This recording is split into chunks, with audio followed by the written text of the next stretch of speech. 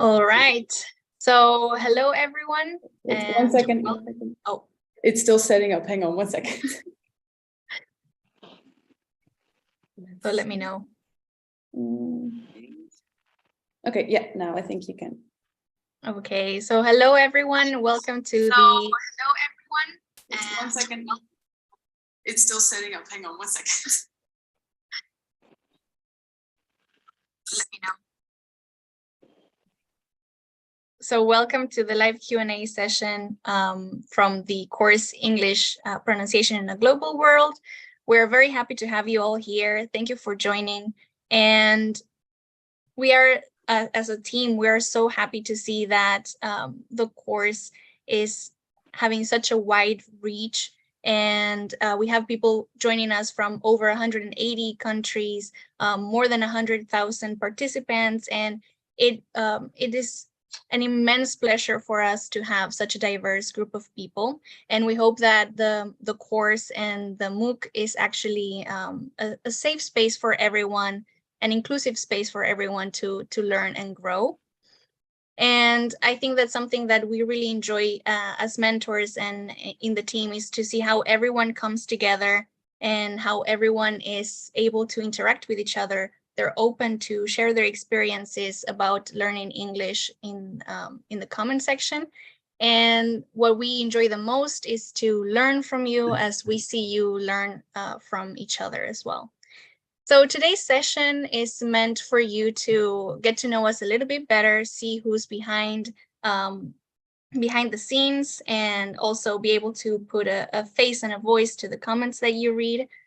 And also we have two guests here, two special guests who are not current mentors. We have Patrick, who used to be an external mentor of the MOOC for the month of February, and also Monica Velázquez, who is one of the participants, and she's going to be talking about her experience in the MOOC later on. But most importantly, this session is for you to clarify any doubts, ask any questions, and to continue learning, of course. So the mentors have chosen a couple of questions that we have seen in the comment section popping up very frequently, or that we thought that were interesting, and we're going to be talking about them. But please just use the chat function that we have in the live stream. Drop all of your questions right there. Maybe when we're talking about a certain topic, then you're reminded of a doubt or a question that you had in week 1, 2, or 3, or even 4, the next one. So just feel free to put it in there, and we will make sure to dedicate some time of the live session to answer all of your questions. Hopefully, Dr. Laura Rupp will have a beautiful answer for everyone. And if that is not the case, you can always send an email, and we will be happy to answer right over there. But I'm going to move into a round of introductions. I'm going to start with myself. My name is Sofia. I am originally from Argentina, and currently I am living in the Netherlands for over 4 years. And I am studying English Literature and Society at the Vrije Universiteit of Amsterdam. And I also have a background in English and Spanish translation. I would like now to introduce Dr. Laura Rupp. Maybe you could introduce yourself as well. So thank you very much, Sophia, and hello, everyone. It's great that you're joining us. My name is Laura Rupp. I'm a senior lecturer. I'm from the Netherlands. I'm a senior lecturer in English Language and Linguistics at Vrije Universiteit Amsterdam. I've been there for quite a long time already, although I've been at other places in the world as well. I teach regular courses at Vrije Universiteit Amsterdam. So, for example, Global English, about the spread of English around the world. How come that many of us, certainly not everyone, but that many of us do speak English? And what are some of the linguistic and social consequences of the spread of English? Like, how has this influenced the kind of Englishes that are spoken, and how does it affect people's lives? So this is an example of a regular course that I teach at Vrije Universiteit. I also conduct research as a senior lecturer. Originally, my research was very much more into traditional dialects of English, so looking at England itself and the dialects we've had there from the studying, let's say, from the late 19th century onwards, specializing into dialect features that appear to be disappearing. Are they really disappearing? And sometimes we find that people may recycle those traditional dialect features. And more recently, I have created then, so this was about 3 or 4 years ago, I've created this MOOC, the online course English Pronunciation in a Global World. And also as a consequence of this, my research has also moved into the direction of global English. There's, let's say, the new varieties of English around the world, rather than the traditional dialects. That's wonderful. That's also very interesting. We also have the newest addition to the MOOC team, and that is Chloe. Hello. If you could introduce yourself. Yeah, so I'm Chloe. I'm from France. I'm an intern, so I'm doing an internship for the MOOC. So my master's degree is in e-learning. That's why I'm here. Oh. Lovely. And we also have another one of the mentors, and that is Annelotte. Yes, hi everyone. So my name is Annelotte, and like Sophia, I'm also a student at the VU in Amsterdam. So I'm from the Netherlands, and I'm really enjoying working here on the MOOC so far, and also on our linguistics project. And the last mentor that you have been seeing for this couple of weeks, that is Alisa. Hi, everyone. So my name is Alyssa. I've been with the MOOC for about 3 years now. So I've been involved in various capacities. Currently, I'm also still a mentor. So you might have seen some comments from me over the past few weeks. But also I'm involved in some research projects with data from the MOOC. I'm an alumnus of the Vrije Universiteit. So I did my bachelor's degree there in communication and information studies, but with a specialization in English language. So I had some classes with the wonderful Dr. Laura Rupp, and did an honors project which led me into more opportunities with the MOOC team. And I'm currently pursuing my master's in linguistics, specifically in sociolinguistics. So I'm happy to be here today with you all. All right, that's wonderful. And we're going to move into actually presenting one of our special guests, and that is Patrick. So hello, Patrick. Thank you very much for joining us. And I was very happy when I saw your email that you were willing and able to join us. So thank you for that. As I mentioned before, as I mentioned before, you were actually an external mentor for the MOOC during the month of February. And we thought that it would be nice for you to have the opportunity to introduce yourself as well to the people who might have seen you in the comment section. Yeah, hello everybody. I am Patrick. I live in Montreal, Quebec, Canada. And I have been an English and French teacher for more than 20 years. My first language is Polish. I'm of Polish origin, and I am trilingual in Polish, English, and French. And previously, I taught in Poland, Ireland, France, US, and Canada. For the past 15 years, I mainly have been teaching English here in Montreal, which is a completely bilingual city. And since I have this passion for teaching, sharing, and including English pronunciation, I decided to go back to school, and I'm just about to get a master's degree in applied linguistics. And that's about me. That's wonderful. That's great. And could you maybe tell us a little bit about your experience with English pronunciation? How did you find your way into it, for example? It's a long topic. It's so like I said, my first language is Polish. I was born and raised in Poland, and then I am a traveler at heart, and I have a passion for culture, for languages. I started to learn English as a second language at the age of 7.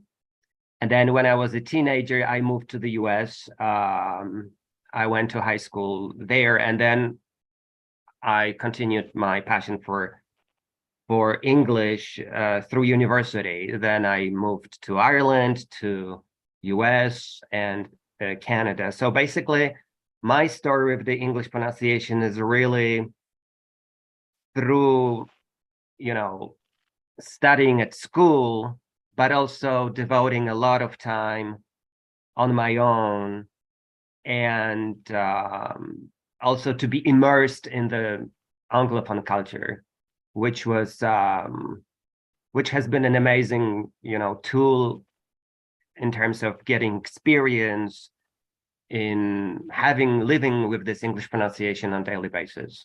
Because as you know, experience does play a big role in learning pronunciation. Definitely. And I think that it's also quite interesting that you have been exposed to all this different variety of accents in English as well. So not just American, but also Irish accents as well. Yeah. So that's really interesting.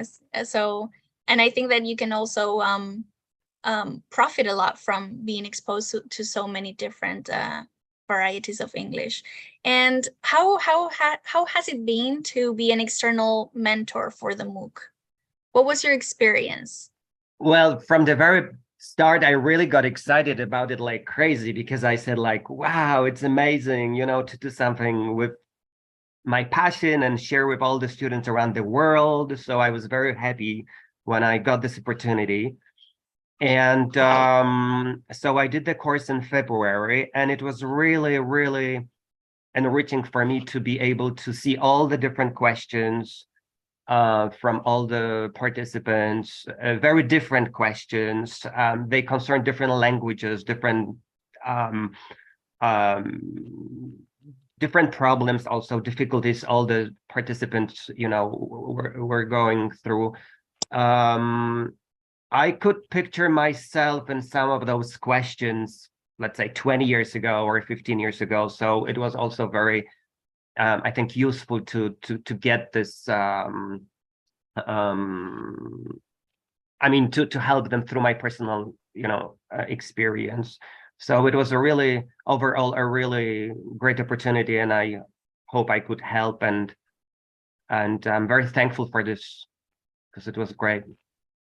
Yeah, and I think that you're right in the sense that because we have such a diverse group of participants, the questions that we get about the different types of features of the English language, all the difficulties that they come across, they're so different. And I think that is also something that is nice to see as a mentor, that it's not such a, it's always the same thing. There's always something new. There's always a new issue, a new perspective that you're gaining whenever you're reading through the comments. So I'm happy that you were able to enjoy that aspect as well. And now we would like to move on to asking some questions to Laura. And Patrick, I know that you, when you were mentoring in February, you also came across some comments. So maybe would you like to ask your questions to Laura? Sure. So I actually have two questions. I find them very important. The first question would be, many participants ask me to improve their pronunciation in order to speak and sound like a native speaker. And I find it kind of personally like an obsession of wanting to speak like a native speaker. So they were asking me, what do I have to do? So this is a question number one to Laura. Mm-hmm. Yeah, so I have the similar experience. So Patrick, so I hear this question a lot. So also when I teach a regular pronunciation class at VU, although a little bit less than before. So I think when we say to speak and sound like a native speaker, then first of all, we may ask which native speaker, because there are various native speakers of English around the world. I think that people frequently think of standard English speakers, but of course we have native Irish speakers, Irish English speakers who sound very different from the standard British English accent, or somebody from Australia or New Zealand. some part of the population in South Africa. So, and then again within England. So I'm a little bit of an expert of traditional dialects in England. So within England also, we have native speakers speaking various different English accents, some of which are not the same as the standard accent. So first of all, when you say you would like to sound or speak like a native speaker, then what native speaker do you have in mind? So for learning English pronunciation, the models that are available are usually or largely the standard English model, so standard English or standard American English. Should you want to sound like another native speaker of English, like an Irish English speaker, it's much more difficult because you will have to do a little research yourself, and you will have to rely more on like linguistic literature that has been written about those accents. But let's say that you would like to sound like or to speak like a standard English speaker. Then I agree with Patrick. So it's important to have experience or exposure to that kind of accent. Now, not all of us may be so lucky to travel the world and have actual exposure or be in actual contact with speakers speaking the standard, let's say the standard English accent, but the same is true for the standard American English accent. Then what I found useful when I was learning English pronunciation myself was to do a lot of listening, and then to the accent that you're aiming for, that you would like to develop. Also, we have, I think, quite a nice exercise in the MOOC relatively recently added, suggested by one of my colleagues, is shadowing technique. So to choose a clip from a native English speaker that you would sound like or sound similar to, and then to shadow the speaking of that native speaker. So to say the same thing, so to try and shadow those people. And also, Patrick said it's a little bit of an obsession. I think sometimes for some speakers see it as the highest goal. I would like to point out, having said all this, that it's not it's very difficult to acquire a native-like English accent, certainly at a particular age, and that if you find that it's too hard to acquire a native accent, I don't think you should feel very disappointed. And then to also perhaps think about, so people see it as the highest goal because they think when I speak an accent like that, then I have more opportunities, for example, but to also think like the advantages you have as a non-native speaker of English.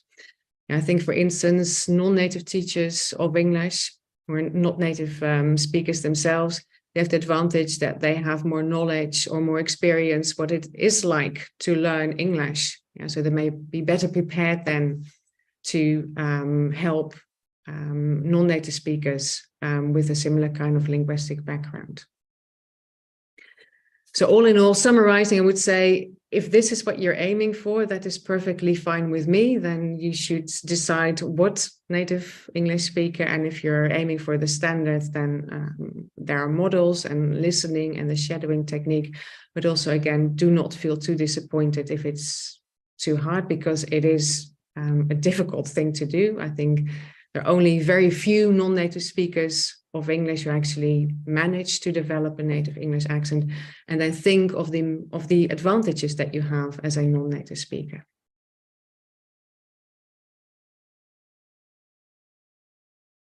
Yeah, sure. Thank you. Mm-hmm. I definitely agree with everything you just said, and from my teaching experience, it's been, I call it really an obsession, because there is a lot of people who think I will get a better job. There are also issues of identity. So it's, I think, just to everybody to figure out what they want, how they want to be seen. Yeah. Yeah. I also got a second question. I don't know if you have time for it. if I may quickly mention it. It's kind of related. It's also a question, British or American? American or British? Which one is more useful for me to learn? Yeah. Yeah, it's I'm afraid I think it's difficult to say. I can give no clear-cut answer because I think it depends on your personal context. So it may be advantageous to have like a British English accent if you're studying in England, for example, or if you're applying for a job within England, and the same then goes for American English. If you have naturally more, let's say, American English features in your accent, then it may be more easy for you to acquire that or develop that particular accent. And also I think, it's sometimes people just like an English accent or American English accent, and that may also be a perfectly good motivation for you to then choose one of those accents. I also frequently get the question, does it matter if I mix up the two accents, if I have features of both accents? And I think to answer also that question, I think it doesn't matter. Only if you would like to only have a English accent or an American English accent. But as Patrick just showed, so he's been traveling in the world, so he has features from various languages in his English accent. And I think it's more natural these days because we're becoming more global citizens, although that's not true for everyone. But increasingly more. So I think it's becoming more normal to have features of different accents in the English that you speak. So it depends. It's not a clear-cut answer. It depends a little bit on the particular context that you find yourself in, I would say. Thank you. And of course, I agree as well. That's good. yeah, absolutely. In one of my comments, I remember mentioning that actually here in Canada, when I watch Canadian television, we do have journalists, speakers who speak British English, who speak Australian English, who speak, English from other Eastern Canada, Western Canada, and you may talk about different tiny differences within Canadian English, and it's all about, like you mentioned, Laura, there is this globalization, so we are exposed to all different varieties of the language. So it's again to everyone to figure out what they want. Yeah, and what they're aiming for and what their personal context or maybe. Yeah, because it may be, so I'm saying it's perfectly fine to have a mixture, but should it be the case that it's important for a particular job that you're aspiring to have an American English accent, then that might be a good reason to develop that. Yeah, I would, if I may add something, I would basically, it's my dream, it's my wish for employers, for teachers, for teacher trainers, for institutions to realize that really an accent does not matter. Everybody has an accent since we were born, and if you are a native speaker, if you are not a native speaker, it does not really matter. The most important is to be understood and to understand. And this is something I would love people who hire people to understand it, to take into consideration that, hey, it's not really important. The most important is that you will be communicating in good English with someone from Japan, from South Africa, from India, from Italy. And who cares about the accent? And I do understand pressure. I do understand frustration of people and students. And it really, I think it's something that employers, teacher trainers should know and teach better and take it better into consideration, basically. Yeah. So now, and then we move on to the next question. So now it's my turn to say that I agree with you. And I think that the situation is slightly changing into that direction, but it's very slow. It's very slow. And unfortunately, it is it's just the fact that people are discriminated. It's a fact of life that people are discriminated on the basis of their accent, or that in certain particular job applications that your accent will be assessed and so on and so forth. But amongst other means via the MOOC, we're trying to change that situation. And so we're then very happy to have someone like Patrick in our team who can help us achieve that goal, if only step by step. Thank you very much. It's a really pleasure. All right, thank you for those questions. Chloe, do you have also some questions that you have picked? Yeah, so one of the questions that really come out a lot is like, what are the major differences between the American and the British English accents? Mm-hmm. Because people thought that learners thought that they sounded a little bit the same. Yeah, so it's difficult for some people to distinguish between English accent and American English accent. Okay, so it's something that I can understand that, because American English developed from English or British English. So there's certainly many similarities because of that. So personally, I find that it's useful to be able to understand some of the features. It's not only true of English and American English, but of other accents of English also. So to understand those features, or what those features are, to look a little bit into the history of the development of those accents. So we're saying American English developed from British English because of colonialism, because of migration from Britain to the United States.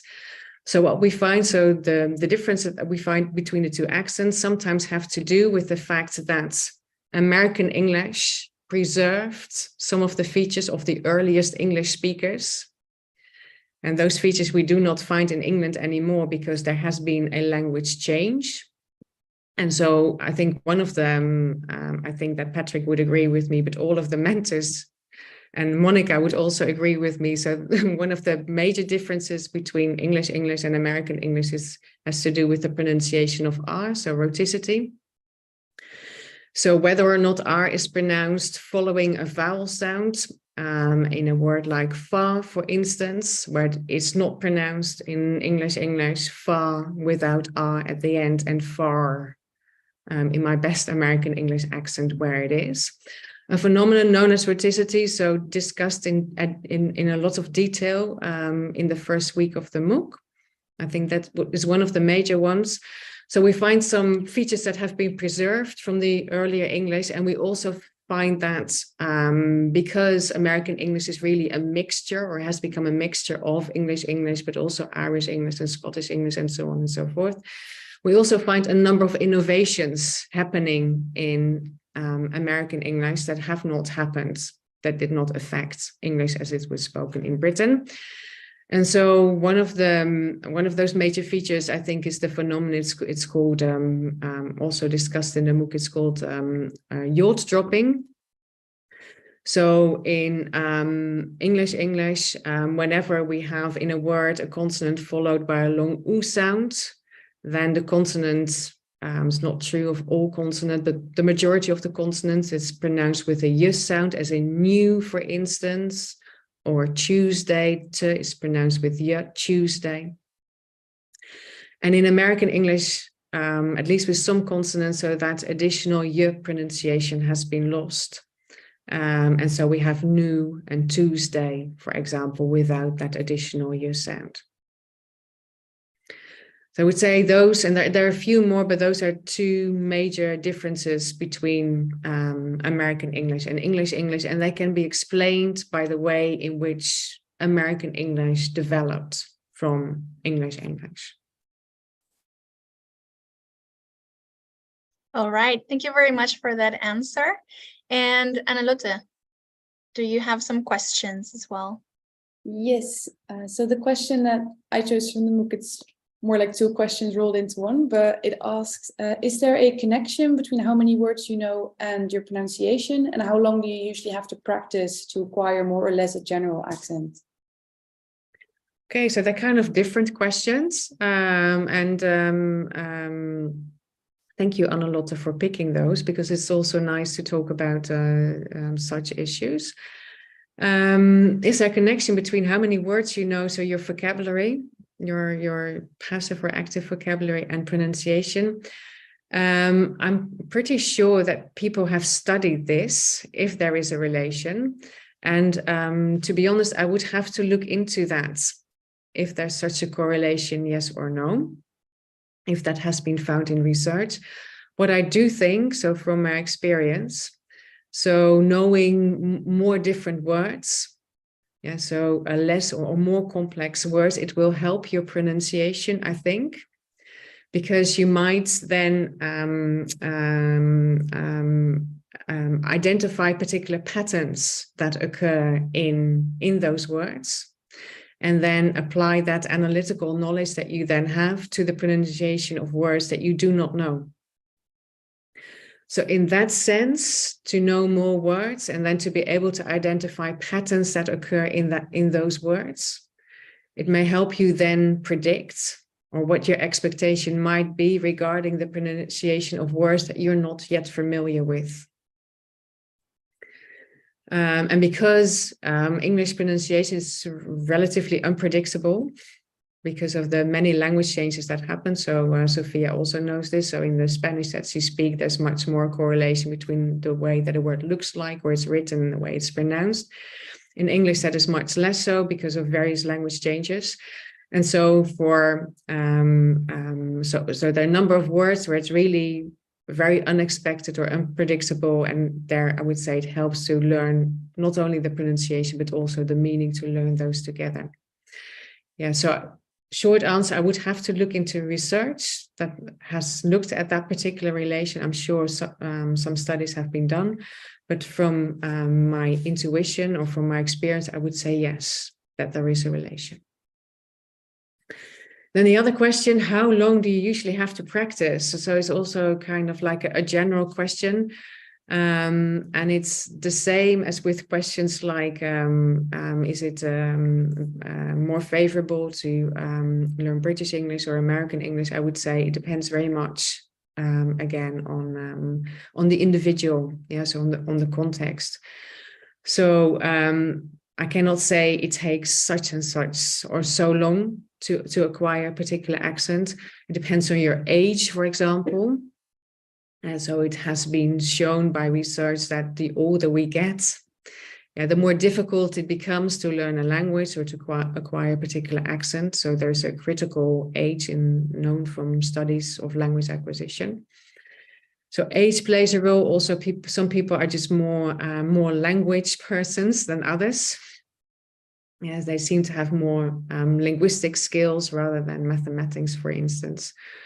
It may depend on the kind of exposure that you have, whether you hear a lot of English around you, like in the Netherlands, in that sense.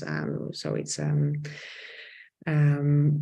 relatively, as compared to other countries, relatively easy to acquire English because so much English is spoken around us. In Mexico, for instance, where our other special guest, Monica, is from, I'm not so sure if you hear a lot of English on the streets when you're in Mexico, maybe a little less, I don't know. I can ask Monica. Yes, indeed. Here in Querétaro, particularly, and in San Miguel de Allende, that is very near here, like 40 minutes far, we have these native speakers of English living in these cities. And that's a fortune for us because when we have these interactions with them, especially the European ones, they say, "Oh my goodness, in Mexico they speak English," and then that's fun. And sometimes we try to explain that it is because in their schools in Mexico we are most of the particular private schools are obliged to teach English because of the nearshoring. And these traits that we have with North America, and that is the purpose of all of the schools, that children, since they are in kindergarten, they learn English and they can speak in English with foreign people that is living in the cities. So that's a fortune for us. And also in Mexico City, you will find not only English, you will find so many languages around. And it is surprisingly that some of our youngest students are learning now Korean, Japanese, Mandarin, and that is like, oh, what is happening in this in this country? So quite of complicated, as you mentioned, because the older people, like in my case, we were very attached to the American pronunciation, and when I saw this MOOC course, it opened my mind, because I said, oh, I have the fortune to know globalization in pronunciation. So I was really happy to enter, because I am needing it. In fact, I need this contact with all of these different pronunciations that come out of the English pronunciation. So that's a fantastic opportunity for us here in Mexico. And yes, as you mentioned previously, it all depends on the context that we live. That we have to keep that in mind, not to demotivate ourselves. Yeah, exactly. Yeah, so it depends on the context. Also motivation, as you just said. So how much do you want to acquire this particular English accent? How much effort are you do you want to spend? Do you want to put into it? And so there are lots of different factors that play a role in how long it takes to develop a particular English accent. Yes, exactly. And well, to all of our audience that is connected in this Zoom, I have to tell you something. I suffered a lot. Maybe you passed through these things of these schools or these institutions that said, no, you're not a native speaker. You don't have the pronunciation. Even they dare to say, maybe you don't know how to speak English, so you can't be hired. And that's frustrating most of the times. However, when we are having these kind of chats and these kind of approaches with these people all around the world, you can see that we are not alone. So we can share and we can connect, and we have the fortune that we didn't have 30 years ago. When I started studying English, and these electronic devices and all of this browsing in the internet may help you to get the pronunciation that you want to speak, that you want to give to your audience or you give to your students. It all depends on really the effort you put on it. So this is my experience, and I have to tell you that to me, it's been hard, but it's been also very how can I say this? It's been like a hard road, like a hard path to be teaching English here in Mexico, but I have the fortune that some of my students still believe in me, so that's good. Because I say, okay, this is my effort and I am learning this, and they say, okay, the teacher is improving on herself. So this is the thing that I wanted to share with you. Thank you very much, Monica, for sharing that with us. It's very interesting for me to hear that experience. Thank you. Wonderful. That was a wonderful session, actually, of questions. Alisa, maybe do we have some questions from the chat? Currently, there have been no questions in the chat as of yet, so we could continue. All right, perfect. And then maybe I would like to invite Ana Lotte to talk a little bit about what it is to be a mentor. Yes, so we have received a number of questions regarding the mentorship with the MOOC this run. Yeah, so maybe then I can explain a little bit about my experience with that. So yeah, this is my second time that I'm a mentor in the MOOC now. And again, it's been really fun seeing all these comments and the nice interactions that the learners have. And they come up with so many creative and good questions and insights. And it's just really nice learning experiences overall. And it's also fun to see that we can kind of do that together through the MOOC this way. Yeah, so that has really been my experience. I don't know if maybe someone else wants to share something about their experience as well. Yeah, or I could add to this, maybe, shall I, Ana Lotte? Yes. Yeah, so thank you for informing others. So also people who are listening. So what it has been like for you to be a mentor.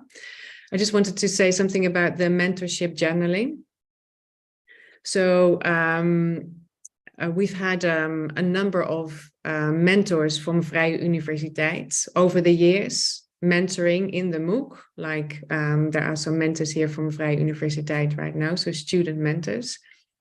Students studying at Vrije Universiteit Amsterdam. When running the MOOC, we noticed that people spontaneously, so learners within the MOOC, that spontaneously people started helping out one another. Sometimes there were English teachers providing very detailed comments and answering questions. And sometimes there were not English teachers, there were learners in the MOOC. And they just shared their thoughts, or they tried to help people from their own experience, and so on and so forth. So then I thought, actually, some of the learners that are in the MOOC, they could actually also be very valuable mentors for us, because they can share their personal experiences with our learners. But also some of the learners in the MOOC speak native languages that we do not, or that certainly I do not. So for example, so Patrick is originally a Polish speaker. I know very little about Polish. Also, I know a little bit more about French, so Chloe's native language, but Chloe knows a lot more about French than I do.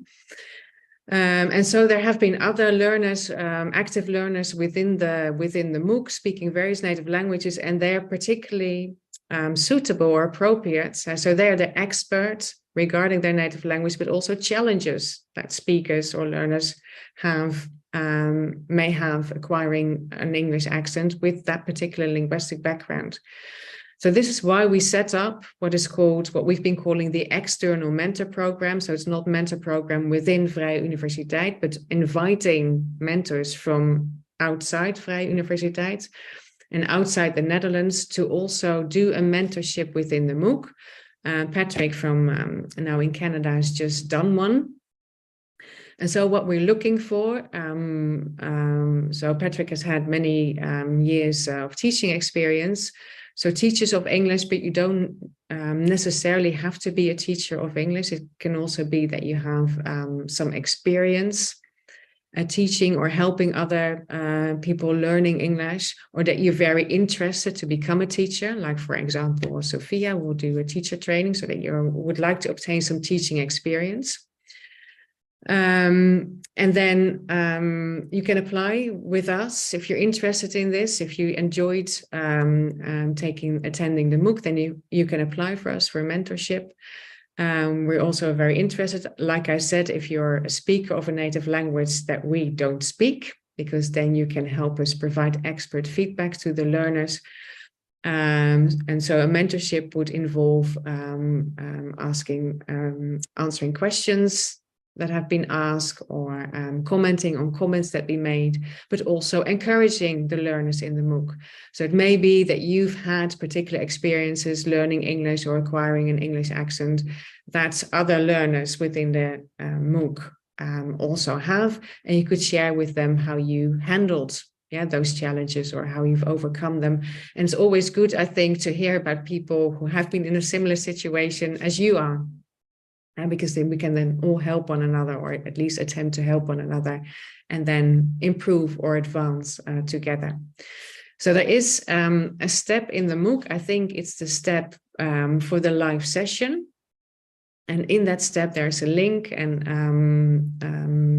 that link will take you to a form that you can fill out, and will ask you for your CV and a motivation letter in which you explain why you would like to become a mentor and what native language you speak.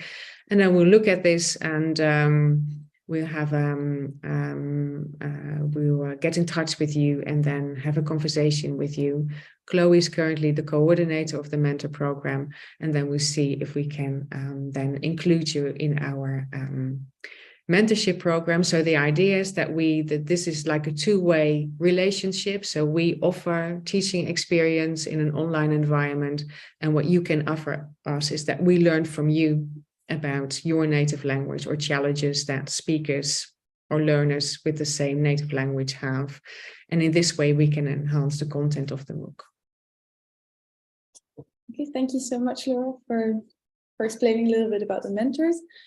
So we are also joined here today by Monica as well. We saw you a little bit earlier. I was wondering if you please like to introduce yourself.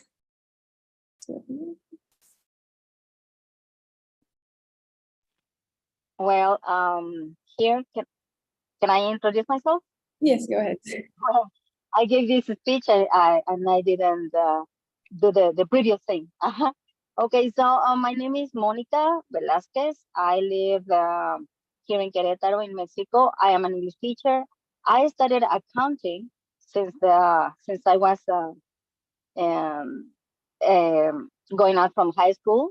And suddenly I said to my parents, I told them, you know what, I have to speak English because I cannot find a very well paid job. And I decided to start studying when I was in my 20s. And well, this been a wonderful professional career for me, because suddenly I decided to study the bachelor's degree in teaching English. So I have been teaching for 14 years because I was working for 29 years to the international industries here in Mexico. But I decided to change to teaching because my baby girl, my daughter, was born. So that's why I became a teacher. And it's been a very nice experience, a human experience. And also I have been learning by myself. I have been taking these kind of courses as MOOC by myself. And it was, it has been a very richful experience because I have done it by myself. Nobody else has been pushing me to do it.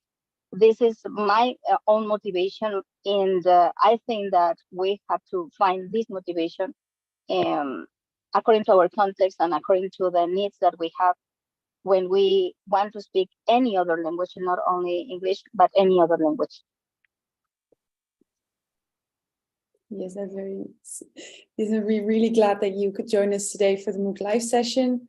And so could you maybe also tell us a little bit more about your experience with the MOOC in particular? Yes, of course. When I entered this course, I saw myself in this jeopardy, like, oh my goodness, I was pushing myself to try to speak as a native.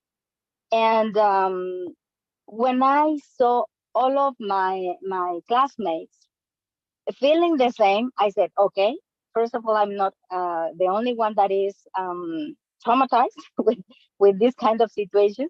And it's stressful to be thinking like that. And also, the MOOC course has given me the opportunity to interact with my own English, and I have noticed that my pronunciation is closer to the American one than to the English one. And it is good to me. Why? Because I have been working for American companies for many years. So that's the situation, and I don't like to speak as a British English person or as an Australian one. Why? Because I have been having this experience here with American people. So that's something that I noticed from the course, and also the erotic situation that we have. I think I dare to say that many of Latin American people deal with this.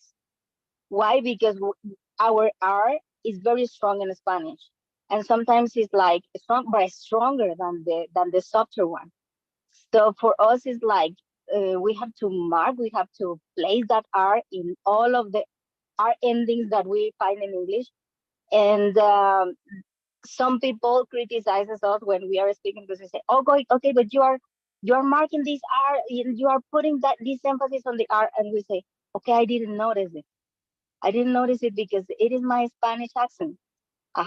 So it's kind of fun. Sometimes sometimes it's kind of frustrating, but this MOOC course has given me the opportunity to notice these things. And also when you make these open and closed questions, that sometimes you say, okay, when do I give the emphasis to a question, if it is closed or if it is open? And I learned that also in this last 4 weeks that I started saying these strong syllables that we have to give emphasis to. And I say, oh my goodness, I didn't know that. So I'm going to practice that. And what I did also is to enter to these radio shows from other countries, but where they speak English. So I noticed all of the different pronunciations in Australia, in England, in Canada, in the USA, and I said, okay, then, okay, what do I have to do? Is to learn from them, is to continue learning from them. But what I have to do is to keep my essence, that is the Spanish one, and of course to improve on my language. But I have had this new ideas, these breaking my paradigms and to think out of the box, because honestly, I was getting frustrated when I saw all of these young people pushing me to learn some new things. Thank you so much for sharing that, Monica. I'm really glad to hear that you've enjoyed the course. So we have a nice announcement to make as well. So Chloe will be telling us more about that. So firstly, I want to thank everyone again for your participation in this run of the MOOC. It really means a lot for us.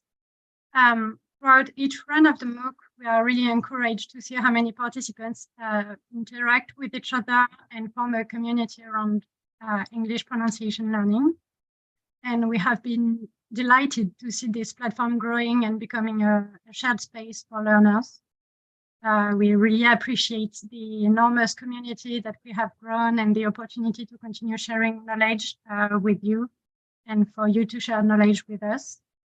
And so we'd like to highlight this community of learners by awarding a participant who continuously contributed with insightful comments and interacted with other learners. So surprise, Monica. Congratulations on winning a free upgrade of the MOOC course. Thank you so much for your help to help us build this platform by sharing your meaningful experiences with the English pronunciation. And we, the MOOC team, hope that the upgrade will help you to achieve your English pronunciation goals. So we will reach out to you very soon through our email at moocenglishpro@gmail.com. Stay tuned for that.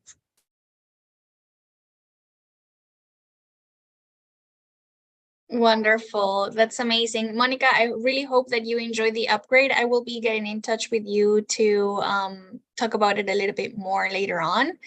And maybe it would be a good moment, sort of like a happy ending, to have some final note from Laura.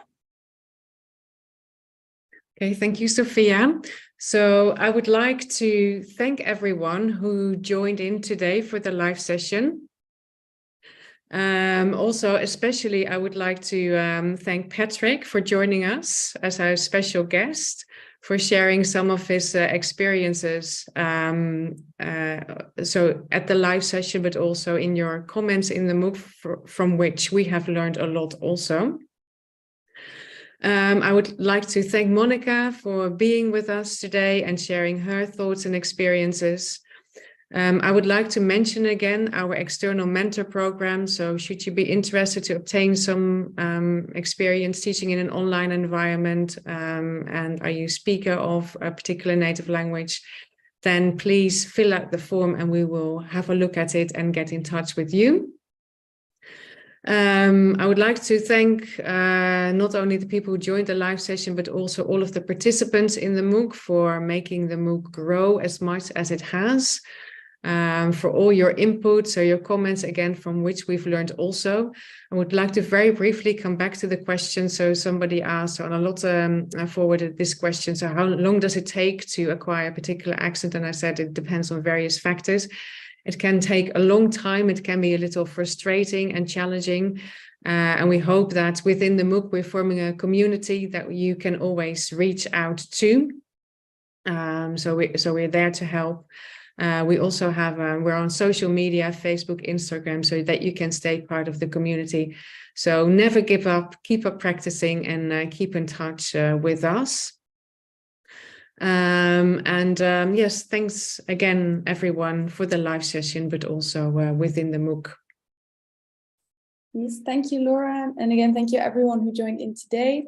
So if you have missed this live session, you can always watch it again on YouTube, and please share this information as well with your fellow participants.